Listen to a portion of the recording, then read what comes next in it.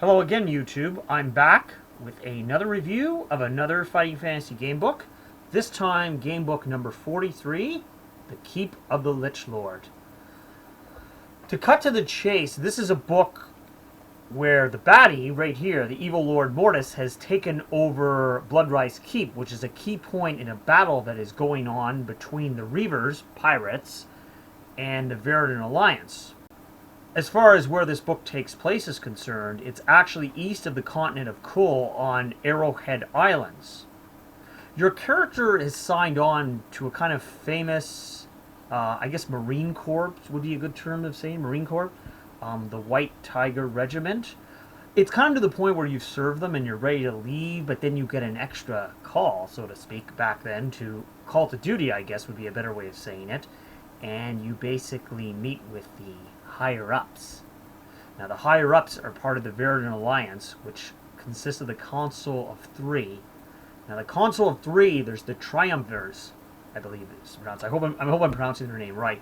Your old General Shadashu, calls you in and basically describes to you the situation. What's happened is Bloodrise Keep has been taken over by an old undead necromancer, Lord Mortis of Balthor. He was killed in battle 200 years ago, but now he's somehow come back. He's resurrected his wife, and he's a very powerful, not only is he a necromancer, he's a warlord, and he could even raise an army from the not only the soldiers of his, the undead soldiers of his that have been slain, but he can also raise in an undead form the soldiers on the other side that have been slain in battle. So yeah, you're sort of up against it. And he's in league with the Chaos Pirates, as described by the back cover of this book. General Shadashu and the Triumvirs explain to you that Mortis tried to take over the entire Arrowhead Islands, which is where Bloodrise Keep is located on. The actual island name is called Staying Island. I guess an appropriate name, because once you go there, you never leave because you get turned undead. You'd think your character's up against it, but the way this book is written, your character is basically, think about a lot of characters in Steven Seagal movies, think of Sylvester Stallone's iconic character of Rambo, think of one of my favorite Arnold Schwarzenegger movies, which is Commando. Think of those characters. That's pretty much who your character in this book, the Chosen of Lies, is. For this book, there's two additional statistics, so to speak. There's the alarm value. So basically, when you get to Bloodrise Keep, what it is you have to kind of be stealthy in the way you are doing things. If you get into too many fights, if you knock over a rack of weapons or other things too, your alarm value, which starts at 0 obviously, goes up gradually, and Lord Mortis will know you're coming and he'll send more undead troops after you.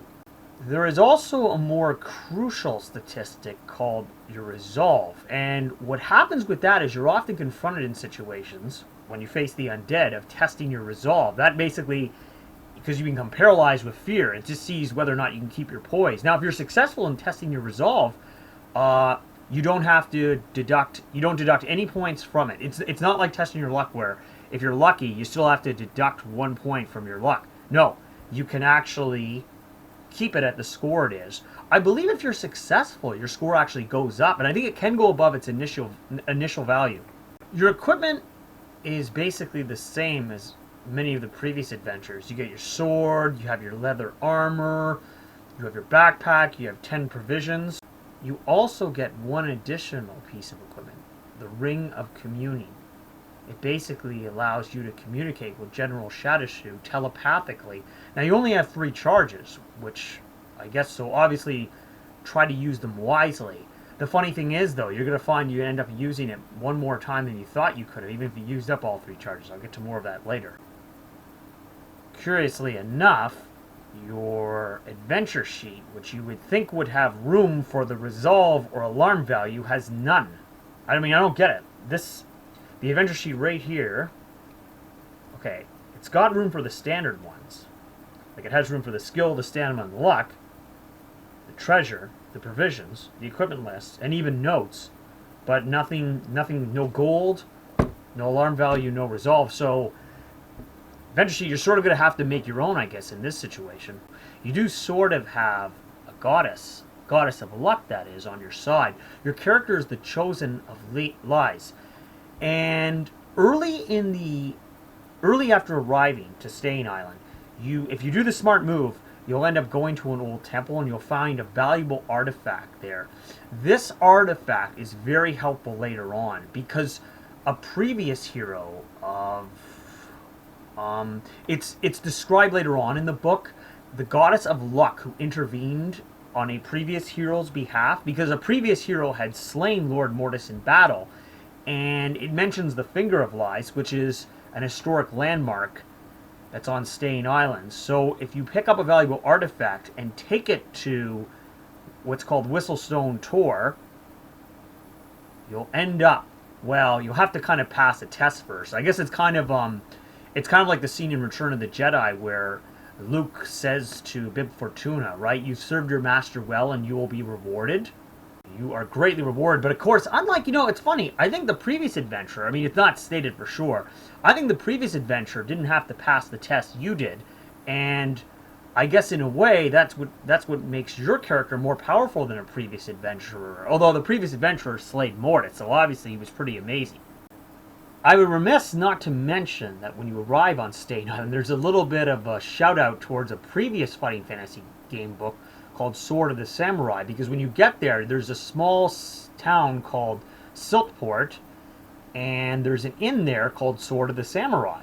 And you can go in and basically, I think the option is you can pick up some local rumors. And I guess you might be better off not telling the truth. That's my little spoiler for the book. Well, one of a few spoilers for the book because someone is listening on you. Yeah, that's one of the things I should mention. I mean, Mortis, as I said earlier, he's not exactly alone in this situation. He's resurrected his wife in the form of a vampire. He has chaos pirates who are, as you'll find out later on in the book, in a situation where one of the villages you come to is being raided by the chaos pirates as you speak, and you can find out if you're successful in stopping them. You find out what their orders are from not only Mortis but from the Grand Admiral of Chaos himself. Another character you'll run into, or possibly run into, I should say, at Bloodrise Keep will tell you how Mortis is doing some favors for them as well. I guess if you're to knock Keep down a bit, is that I'd say yes, it is fairly easy. Previous books of Fighting Fantasies had the idea that you had some optional quests. This has many. I think I'd say it has about 4 or 5, and I'm not sure you really have to do any of them, to be honest with you. But if you do them, it makes what happens later on in the adventure a lot easier. Your character will often gain either an historical artifact or you'll be blessed in some way as well. Actually, you might get both in some cases. But having said that about how easy the book is and how it can sort of be broken down to a bunch of side quests, you certainly run into some interesting characters. Lord Mortis, it should be noted, has a few other tricks up his sleeve, as he has at least one traitor out there, and you might run into him. But there's a lot of good characters, obviously. I mean, you'll meet someone who has been guided by an elven god to come up and meet you, and she's asked you to sort of do a favor for her. Of course, if you help her, you end up getting a pretty valuable item. Actually, you end up getting 2 items. It's very nice. One of the key items you can get is very early in the adventure, when you can get an ancient artifact. I mean, not artifact, ancient weapon that the elves had forged, and I think I mentioned that earlier. And if you get that, it's certainly very helpful, because it'll help you not only against Mortis, but it'll help you against all undead creatures. Another thing, too, you'd probably think, after looking at the map, which is right there on the inside of the cover of this book, is you'd think, well, it's just some small island. I mean, it can't be that big of a deal. I mean, the Arrowhead Islands themselves are quite small, and Staying Island, there's nothing that makes it any bigger than any of the other ones. However, there's about 4 villages, and I think most of them are quite interesting. Really, the only one that's boring is the first one you go to, where you can pick up, like I said, some rumors earlier. But, you have Mortis's tomb, where he was imprisoned for a long time. You have an ancient temple. You have a site of a famous battle years earlier. You have Whistlestone Tor. You have a graveyard that's being overrun by vampires. And of course you have Bloodrise Keep itself, which is quite interesting. Yeah, there's several interesting places, and there's a nice little forest too as well where you can meet some more elves. There's a few errors in the book, one of which I mentioned earlier. I think the Varadian Alliance was I believe called, well, this is what it says on Wikipedia, and I can't remember. I think it might be in one of the losing paths, but they were also apparently originally called the Delphic Alliance, Delphic Islands. It's called, and it's mentioned that Ring of Communing. If you've used it up, you're supposed to discard it. Well, somehow in the last paragraph, it resurrects itself and starts working because General Shadowshoe congratulates you. But this leads to another mistake, though. Because the mission is, and I don't want to give too much away, is not only do you have to basically drive Lord Mortis and his undead out of Bloodrise Keep, you have to save the Castellan, Braxius himself. Well, in the last paragraph, 400 of course, there's no mention of that. It's just about how like you're filled with pride and you're looking forward to a hero's welcome.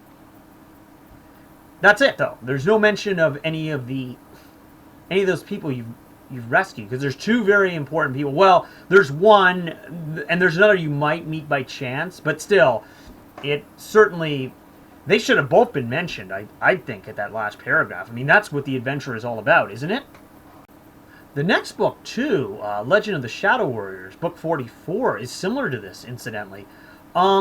Same deal. Powerful old warlock slash necromancer, Volvoid, been slain many, many years ago in combat, and now he's been resurrected, and yes, he too can resurrect, because there's also been a battle years ago where they just plowed over the land. So Volvoid can just come in and, well, using the Tower of Summoning, and then the Bell of Summoning, he can basically resurrect everybody. So the very next book you're going to find very similar to it.